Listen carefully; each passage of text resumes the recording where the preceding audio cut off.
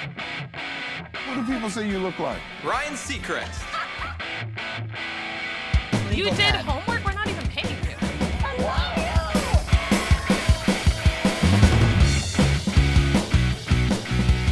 you! Hey everyone, welcome back to Idol Hangover. One episode from the last. I am joined once again by Didi Benami, season 9 alum, and our Idol correspondent all season. You've been doing such a great job, Didi. Thank you. Thank you for having me. I'm so sad the season's almost over. I've gotten so attached to all the contestants this year. I've never watched a season fully. I didn't even want to watch my season fully, to be honest.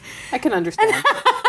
And it's really been a trip and a huge perspective shift for me. So it's an amazing experience. So thank you for the opportunity. You're welcome. You're welcome. And I think they appreciate it too, actually, because, you know, when you're eliminated, it's such a traumatic experience. Yeah. And to see someone like you who's been through the process and who's holding the microphone and who's still very much in the entertainment business, I think is kind of reassuring to them. I hope that they can look at it and see that, you know, it's not the last. You can't ever think of anything as the end-all, be-all. That's right. right. You know, there's so much more, especially for Joshua Ledet. That's right. So we're going to get right into our 5 trending topics of the week. Yes. We're not going to do a guest this week. We're just going to talk about Idol because we're just a few days away from the finale. And this is exciting. There's lots to talk about. So first on the topic, of course, is Joshua Ledet. He was eliminated last night, and you spoke to him.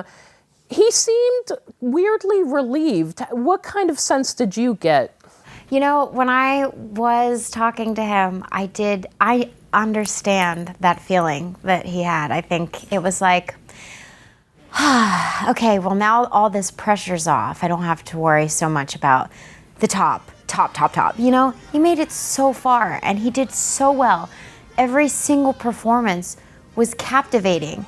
I put down what I was doing to watch him. When I was writing, when I was tweeting, when I was doing whatever, like taking notes, I couldn't write when he was performing because I was so in awe of how he gets in so deep inside himself. And there is something in there that is deeper than that's an artist. And Randy Jackson spoke about that last night when we talked to him outside for a second. It was, that stuff's not taught. That's soul. That's real, live, living, breathing, way back when soul, you know? And it's really beautiful to see that come back and leave an impression on people and see that deepness, that depth in an artist that I haven't seen on American Idol in a very long time. Well, Randy did say that it's you know, it's something you have to be born with. Absolutely. You know? It's definitely not something that can be learned. So, I mean, I think we should talk a little bit about why he was eliminated.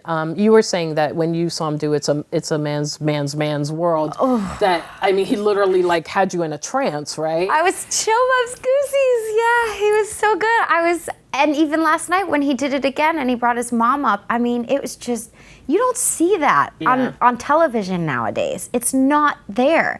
There's all this canned pop, which I joke with my friend because he put it in one of his songs. I'm like, yeah, it's like canned pop comes from a jar. You know, right. Prefab. Right. I mean, what didn't connect? I have my own theory, and my theory is that the judges overpraised him. By saying that he's like the greatest singer of the last 50 years, I think it turned off some viewers, you know? Like, he's really good, but as we all know, American Idol is about the full package. And I think that Josh was missing a little bit of that package. You know, he didn't come off as someone who had that sort of like pop star sensibility, you know? And I don't know, I just don't look at Idol as a place to launch the career of a gospel artist, of a church singer, you know? Yeah, I think that this season particularly in general, just generally speaking, had a lot more spirituality than I've seen in a lot of other seasons, which I actually like. And, you know, I think it's important to stay grounded. I think, after interviewing all of them, they were all very grounded. Josh riffed a lot. I will say Imagine is one of my favorite songs in the entire world. Beatles, Hello. I mean, the words, like... The message of it. The message of it and the message behind everything that he did. Like, the judges said, he means and understands every word that he's singing. He gets in deep. He gets there. He's able to get into his song and really feel it and really like not take himself outside of the song for any moment. He is there for every single moment of every single song. So I don't know why he was eliminated, to be honest with you. I was shocked. I saw him in the finals, but I do understand that relief of the pressure being taken off of, I made tour, I'm gonna be okay, everything's fine. Third, Steven amazing. Tyler just said, I love you, man. Yeah, and I mean, to come in third place, I mean, that's huge. Well, here's what I'm hoping now, that we get a Fantasia-Mantasia meetup at the finale, which I think would be such a moment. So, you know, producers, if anyone's listening, Nigel, please make that happen. Fantasia's available, I think. Yes. Okay, let's move on to our final two. Phillip Phillips and Jessica Sanchez. We'll call them topics 2 and 3. So, you know, it's no secret that I've been rooting for Phillip, and I just want to explain to people why I think he's so great. It's not the WGWG thing. It's the fact that he really is an artist. He seems like he has a unique perspective. He has a voice. He has a sound. He has a style that I can pinpoint and say, oh, that's Phillip Phillips. And, you know, it was interesting. Randy Jackson said that watching him perform on Top 3 night was like going to a Phillip Phillips concert. Well, I asked him, you know, what kind of concerts have you been to? Like, what kind of show would you want to put on? And he said, and this was so sweet, that he didn't have a lot of money to go to concerts, and there's so many that he would have wanted to see, but he just couldn't afford it or couldn't make the plans or just couldn't make it happen. And it's just like, wow. So it's not even like he's trying to emulate somebody. This is really coming from a real place.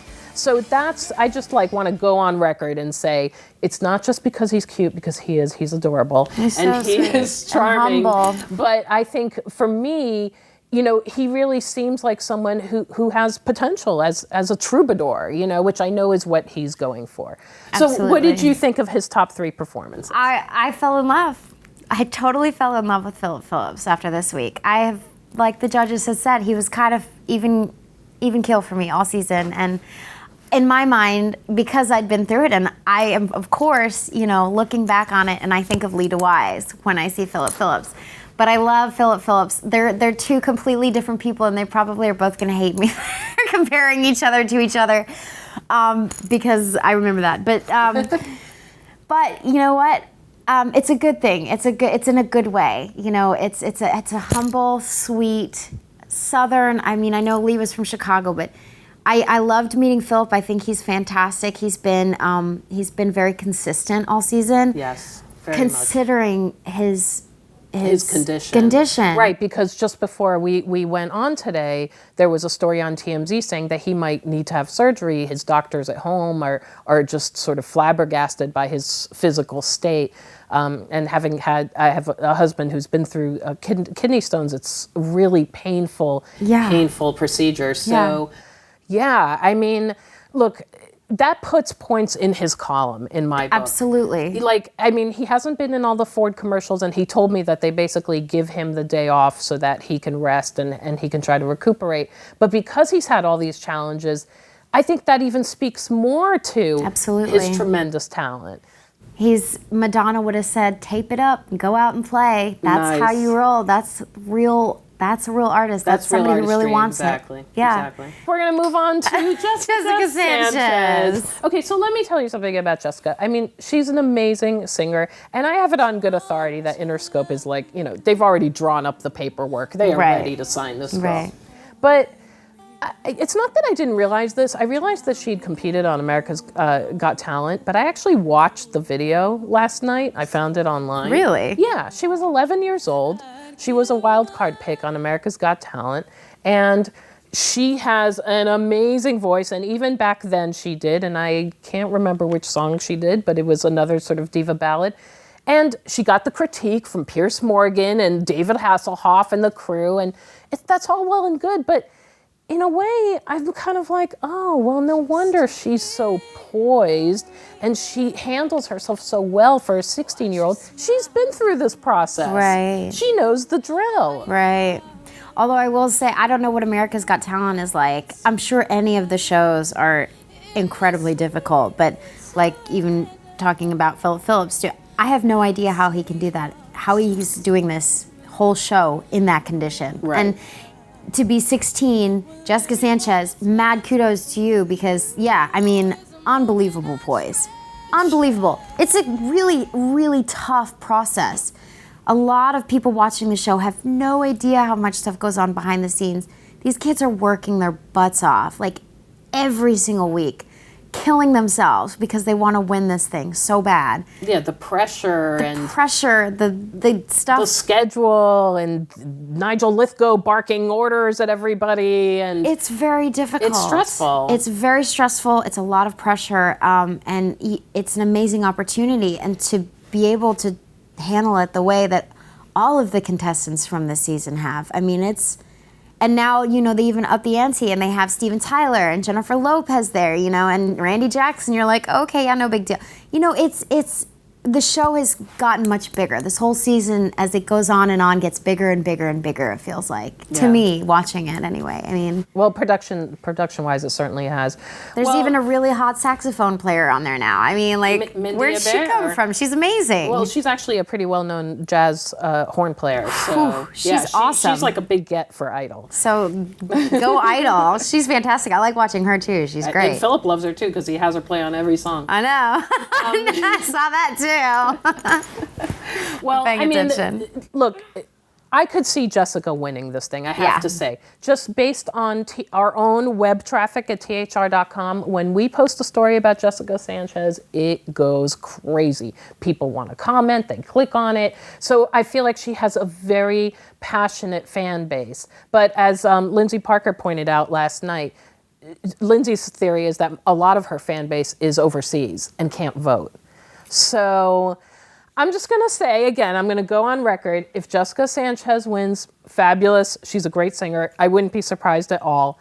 But I feel like the fact that she's already been through this process on America's Got Talent, sort of, the talent taints it a little bit for me. Okay, we're going to move on to topic number 4, which will be the finale. Let's talk just a little bit about the finale because you're going to be covering it for us. You're going to be on the carpet. Yes. And, obviously the top 10 will be there and a lot of alums from previous seasons. Yes. We've gotten a little bit of word as to who's performing. Aerosmith's going to be performing. Rihanna.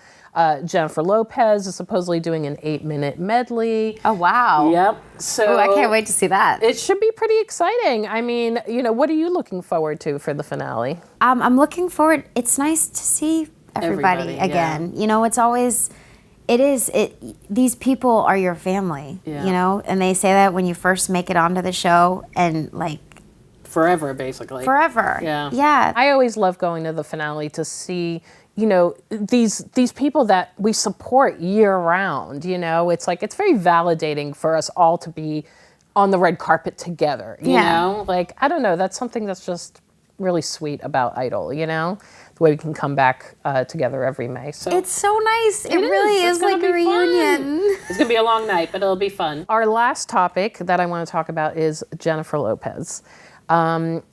The big talk this week has been that she's leaving. Now maybe she's not leaving. She's negotiating. She's considering it. Just, to bring everybody up to speed, I spoke to Nigel Lithgow last night, who told me that he doesn't know whether she's coming back or not, but that there's a distinct possibility that she might not. And if that's the case, he's all about having a revolving cast of judges, grabbing artists as they're in between album tours album cycles or tour cycles, like a John Mayer or like a Rihanna, although she's constantly busy, or a Lady Gaga, Fergie, I think that that's like kind of a brilliant idea. I absolutely agree with you. Ratings are down every year. What would get people excited? A new panel every year. And that's not to just Randy and Steven because, we love them all. But I just feel like the show needs new blood right now. So Jennifer Lopez, I mean, do you like her as a judge? I love her as a judge. She is an amazing human being. Nigel says that, as much criticism as they get for not being harsh or not being mean or not being critical enough, he says that she's actually very good at giving contestants advice on what to fix, like what needs work, what could use a little more pumping or whatever. Yeah. So I actually agree with him on that. But again, it's like, I wouldn't mind seeing another personality at that table. I wouldn't either. I mean, are they talking about maybe putting like a new person every week? Like maybe having a guest? I was going to say every semester, like I'm still in school. Every year. Yeah. Just change up. But you had a good idea. What was your idea? Well, I was thinking, yes, we did talk about this a little bit earlier. I think it would be cool to have,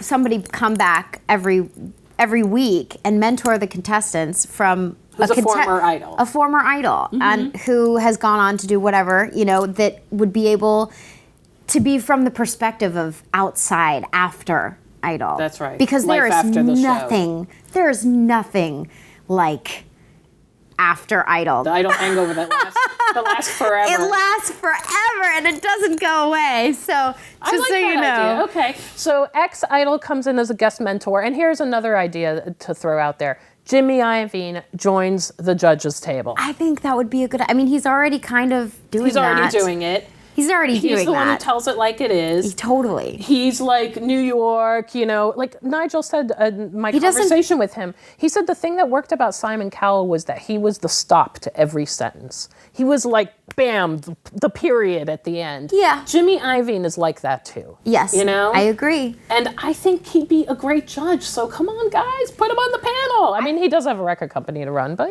whatever.